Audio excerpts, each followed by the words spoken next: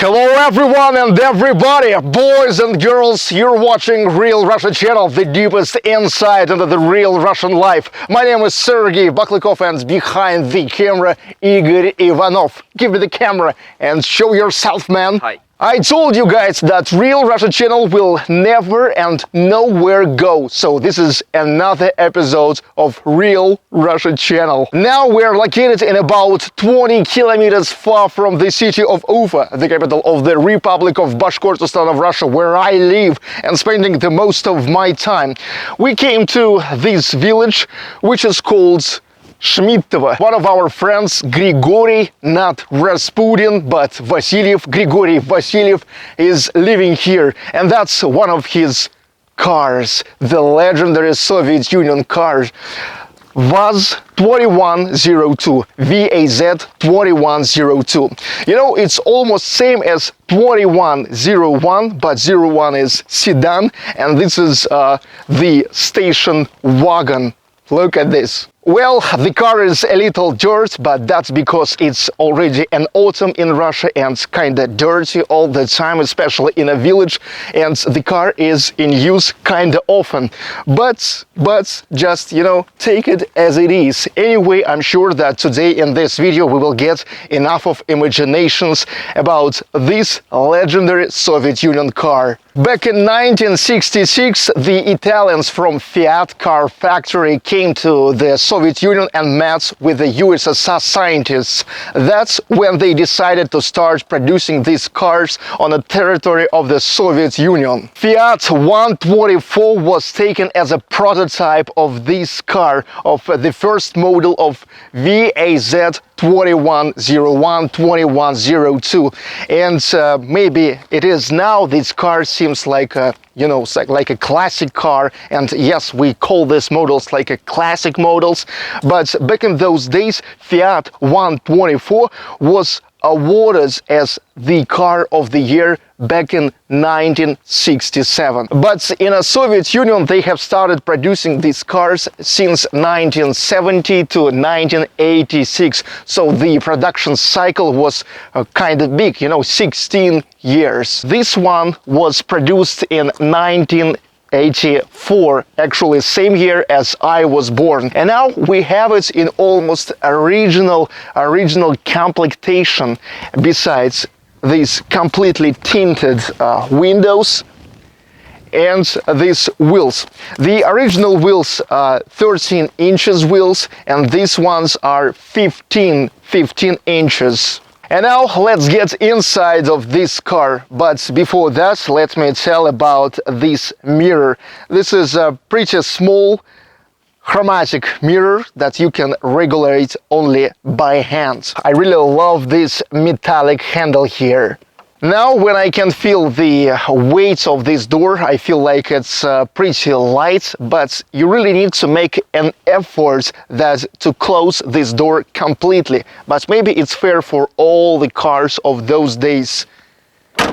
Definitely back in those days in Soviet Union cars there was not the powers window raisers, so here is the handle that's to control this.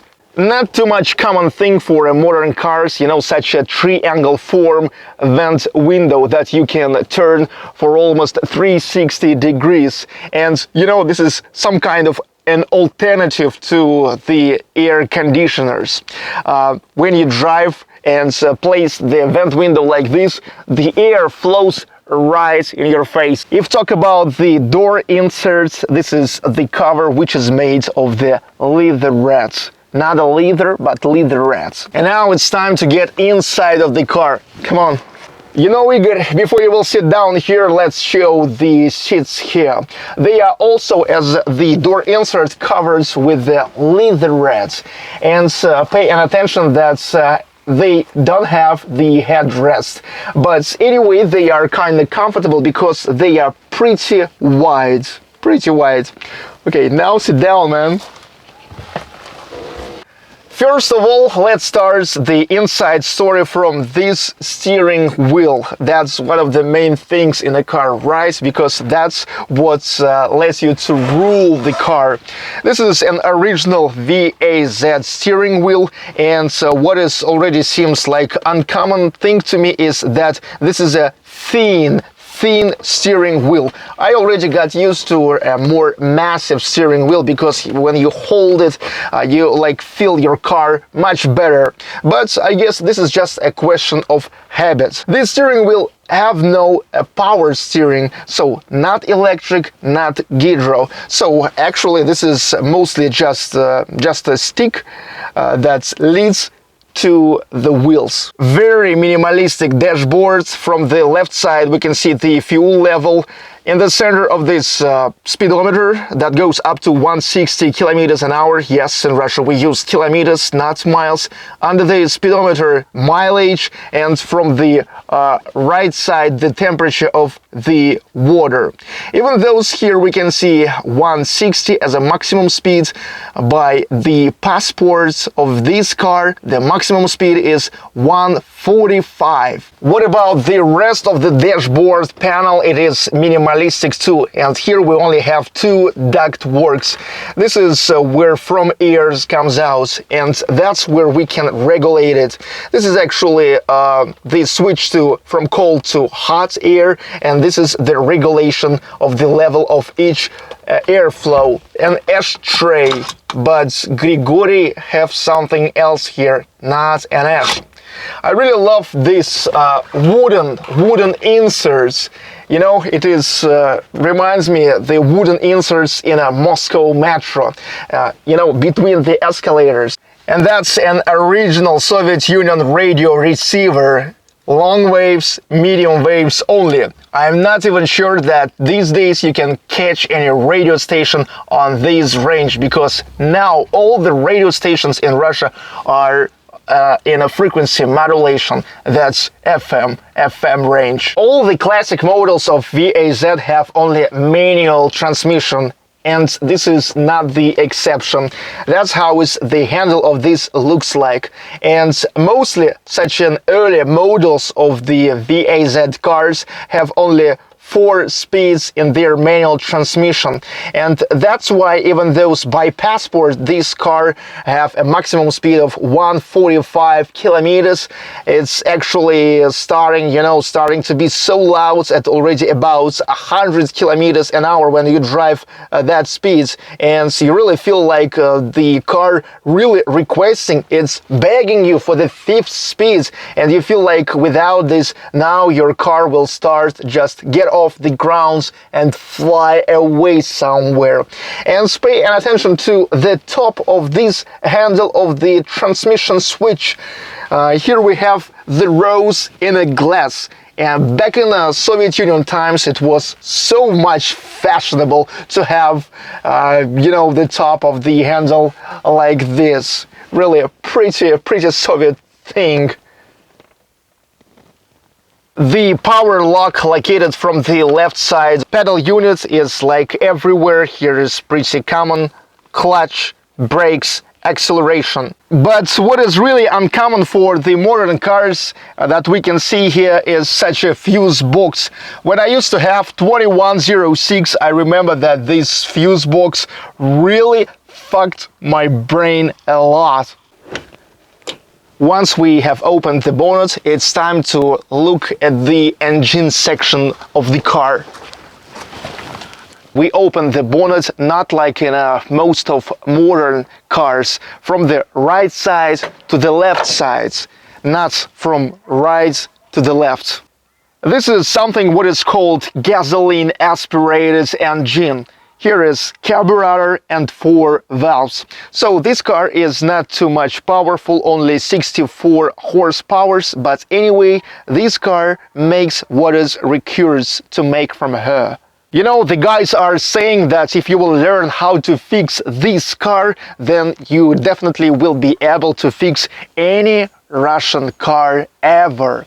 By the way, I forgot to say that these models, these classic models from 2101 to 2107, they all are rear-wheel drive cars. Once the bonnet is opened, it's time to listen to the sounds and feel the power of the engine of this car.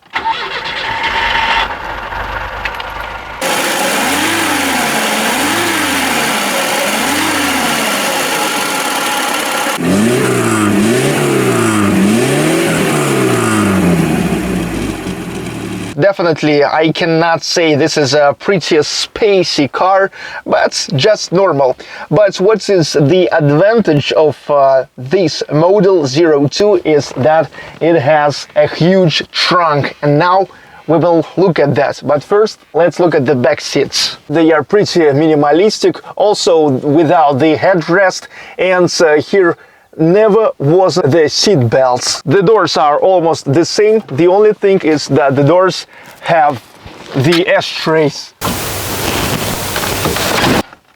The trunk, opening the door, and you know, we got used that in all modern cars, when you open the fifth door, it is getting fixed just itself and holds itself, but not in a Soviet classic cars. So that's why Grigori have such a stick here. It's not only for the purpose to kick somebody's ass, but just first of all to hold the door of the trunk opened. Well, pretty spacey, you can place a lot of things here. And that is how the little door of the fuel tank looks like.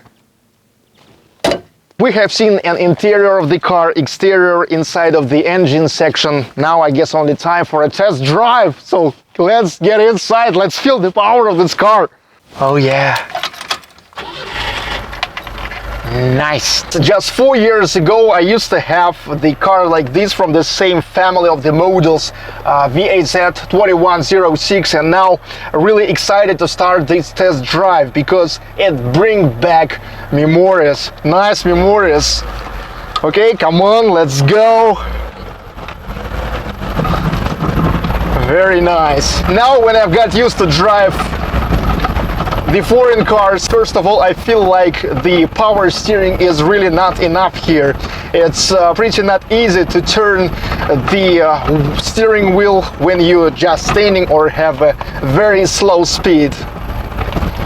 As I said, the car is not too much powerful. The acceleration from 0 to 100 kilometers here is pretty long, 19.6 seconds. This is a really long time. Just the simplest brakes here, so you really need to push hard that to start feeling the brakes effects. Here no any ABS or any additional systems for making the brake more effective. It turns pretty well. It is listen to your steering wheel pretty good. The reaction is good. Yeah, but you know what is the real great thing about this car is that it has a pretty great amortization. The car is pretty soft. Yep, you're really sitting in a seat and feel all the softness of this. I have seen many modern cars which is way more harder, and this is great. After all, the best thing about this car is that definitely it gives you, you know, such a great spirit of the Soviet Union. You really feel like a part of history. You drive a part of history here because, you know, all this atmosphere inside of this car, all the sounds, all these feelings, all these spirits, it's all, you know, so unique, so unique.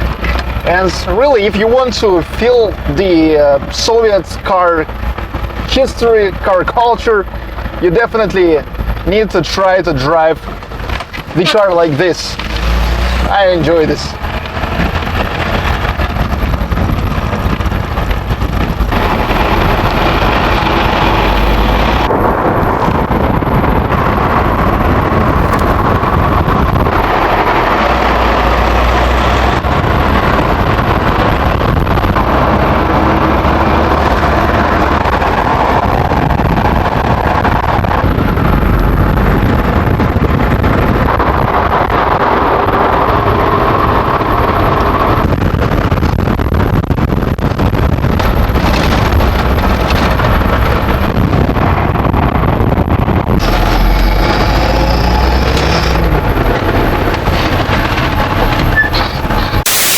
Okay guys, that was another episode of Real Russia channel, and I really hope that you enjoyed this review of the legendary Soviet Union car VAZ-2102.